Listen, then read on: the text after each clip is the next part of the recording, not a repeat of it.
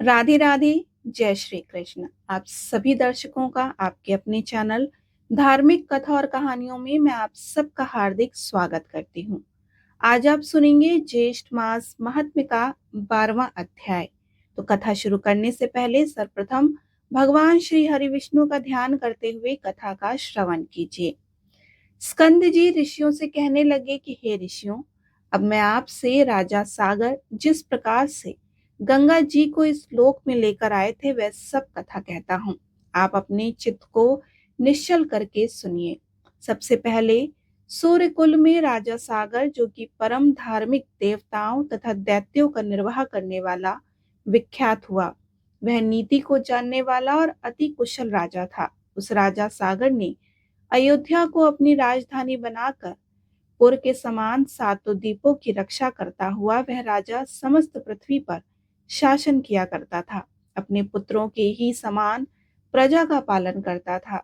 वह राजा और शेष नाग के 1000 फनों के समान उसके 60,000 पुत्र थे। राजा सागर के 60,000 पुत्र समुद्र के समान विख्यात और बड़े ही पराक्रमी थे। बल में वायु के समान, बुद्धि में बृहस्पति के समान, धनुर्धारियों में भीष्म के समान और तेज में तो सूर्य के समान थे। राजा सागर के 6,000 पुत्र समस्त विद्याओं में कुशल तथा धर्म में परायण थे। ऐसे 60,000 पुत्रों के सहित राजा सागर ने अश्वमेघ नामक एक बड़े प्रसिद्ध यज्ञ का प्रारंभ किया।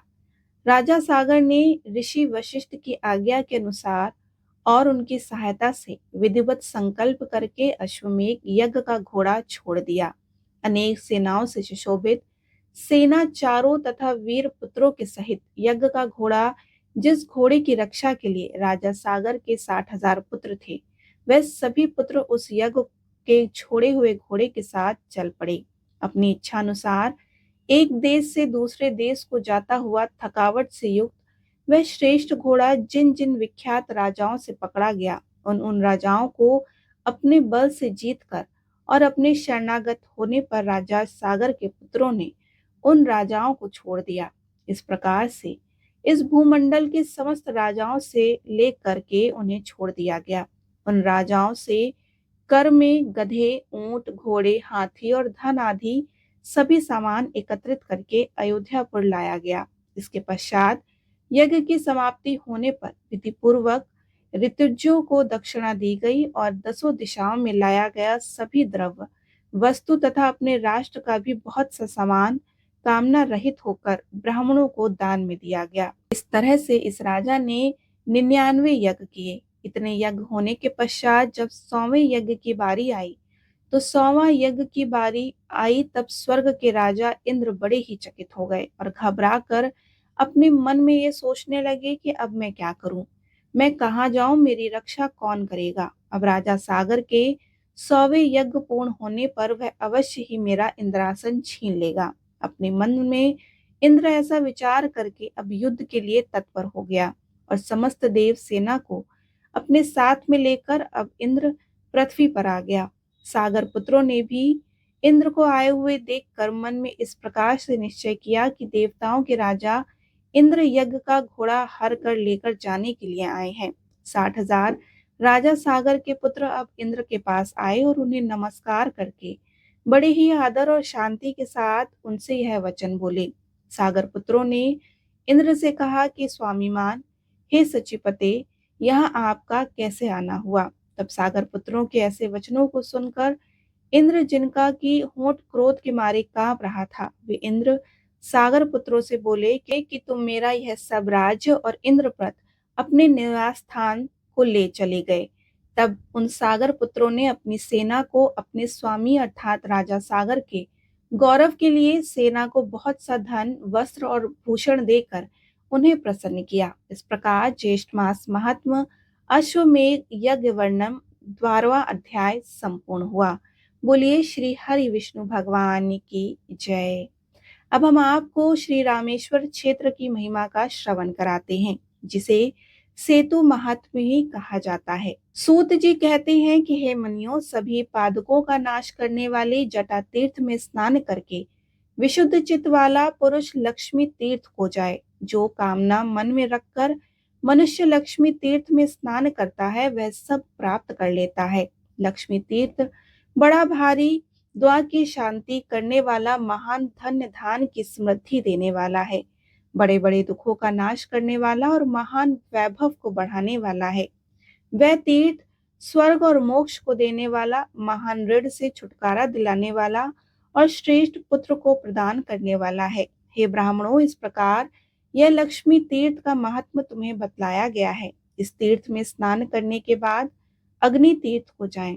वह अग्नि तीर्थ महापुण्य महापात का विनाशक है। पूर्व काल में रावण को उसकी सेना के सहित मारकर तथा विभीषण को लंका का राजा बनाकर दशरथ नंदन श्री राम जी जब सीता और लक्ष्मण के साथ सेतु मार्ग से गंधमादन पर्वत पर आए, तब लक्ष्मी तीर्थ के किनारे ठहर कर उन्होंने देवताओं, ऋषियों और पितरों के समीप वहां अग्निदेव का आवाहन किया।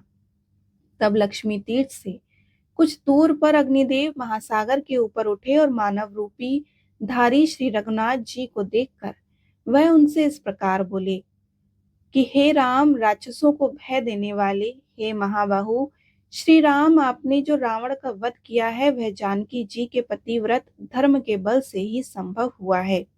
यह बात सत्य है, सत्य है और सत्य है।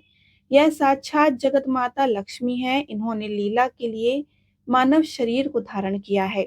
जब आप देव शरीर में स्थित होते हैं तब यह भी दिव्य देह से आपकी सेवा करती हैं। आपने मानव शरीर को धारण किया, इसीलिए ये भी मानव कन्या के रूप में प्रकट हुई। आप भगवान विष्णु के शरीर के अनुरूप ही ये भी शरीर को धारण कर लेती हैं। हे जगत स्वामिनी, देवाधिदेव, हे जनार्दन, आप जब जब अवतार धारण करते हैं तब तब ये आपकी सहायिका होती हैं। जब आप रघुनंदन परशुराम के रूप में अवतरित हुए थे तब ये धरणी नाम से प्रकट हुई थी। इस समय आपके साथ ये जनक नंदिनी सीता के रूप में प्रकट हुई हैं और भविष्य में जब आप श्री कृष्ण को अवतार लेंगे तो यह रुक्मिणी होंगी। इसी प्रकार अन्य अवतारों में भी यह आपकी सहायता होती है। अतः हे रघुनंदन, आप मेरे कहने से इन्हें आदर पूर्वक ग्रहण करें। अग्नि का यह वचन सुनकर देवताओं और महर्षियों को दशरथ नंदन श्री रामचंद्र जी और जनक नंदिनी सीता की बारंबार प्रशंसा की। श्री रामचंद्र जी ने अग्नि को साक्षी बनाने से परम निर्मल सती साध्वी सीता को ग्रहण किया। जिस स्थान पर अग्निदेव प्रकट हुए उसी को अग्नि तीर्थ सम अग्नि के प्रकट होने से ही उनका नाम अग्नि तीर्थ हुआ। उस मोक्षदायिनी तीर्थ में भक्ति पूर्वक स्नान करके मनुष्य उपवास पूर्वक वेद वेदता ब्राह्मणों को भोजन करावे, उन्हें वस्त्र और धन दे। ऐसा करने से वह सभी पापों से मुक्त होकर भगवान विष्णु का सायुज्य प्राप्त कर लेता है। पूर्व काल की बात है, पाटलिपुत्र में पशुमान नामक एक वैश्य रहा करते थे। वे वैश्य सदा ही धर्म में तत्पर और 5 प्राणों की सेवा में संलग्न रहा करते थे। सदा ही ऋषि और गौ रक्षा करते हुए पशुमान बाजार की गलियों में धर्मता स्वर्ण आदि का विक्रय किया करते थे। उनके 3 स्त्रियां थीं जो कि सदा ही पति की सेवा में संलग्न रहा करती थीं। उन तीनों स्त्रियों में संपन्न आदि 8 पुत्र उस वैश्य को उत्पन्न हुए। जब वे 5 वर्ष के हो गए तब उन्हें कर्तव्य की शिक्षा दी जाने लगी। अब वे धीरे धीरे खेती, गौरक्षा और व्यापार का काम भली भांति सीख गए। सुपने आदि 7 पुत्र पिता की बात को सुनते और पशु मार्ग में तत्काल ही पूरा कर लेते। उन्होंने सोने के कारोबार में भी अत्यंत कुशलता प्राप्त की। किंतु वैश्य का 8वां पुत्र दुष्प है, बचपन से ही खोटे मार्ग पर चलने लगा। वह पिता की बात को नहीं सुनता। दुष्प ने बालकाल से ही बालकों को सताया करता था। पशुमान ने उसे दुष्कर्म परायण देखकर भी यह नादान है, इस प्रकार उसे ऐसा कहकर उसकी उपेक्षा कर दी। तदंतर वैश्य के 8वां पुत्र युवावस्था को प्राप्त हुए और 8वां पुत्र दुष्प नगर के बालकों को दोनों हाथों में पकड़ लेता और उन्हें कुआं, तालाब और नदी आदि में फेंक देता। उसके इस दुष्चक्र दंत निवेदन क्रिया उनका वचन सुनकर राजा ने ग्राम रक्षकों को बुलाया और उन्हें ये आज्ञा दी कि तुम बालकों की मृत्यु का क्या है इस बात का पता लगाओ। ग्राम रक्षक बालकों के मारे जाने के रहस्य का पता लगाने लगे, किंतु बहुत खोज करने पर भी उन्हें उस बालक घातक का कुछ भी पता नहीं लगा। अब वे डरते हुए राजा के पास गए और जाकर राजा से बोले कि महाराज, हम बहुत खोज करने पर भी यह तक ना जान सके कि कौन इस नगर में रहकर निरंतर बालकों की हत्या करता है। तदंतर किसी समय वह वैश्य बालक अन्य 5 बालकों के साथ कमल निकाल कर लेकर आने के बहाने से सरोवर का निकट गया। वहां उसने उन बालकों को जबरदस्ती पकड़कर पानी में डुबो दिया। वे बालक चीखते चिल्लाते रहे तो भी उस क्रूर आत्मा दुष्ट ने उन्हें कंठ तक पानी में डुबा दिया। उन सबको मरा हुआ जानकर दुष्ट शीघ्र ही अपने घर को चला गया। उन 5 बालकों के पिता अपने पुत्र को नगर में अब ढूंढने लगे। वे 5 बालक अधिक छोटे नहीं थे।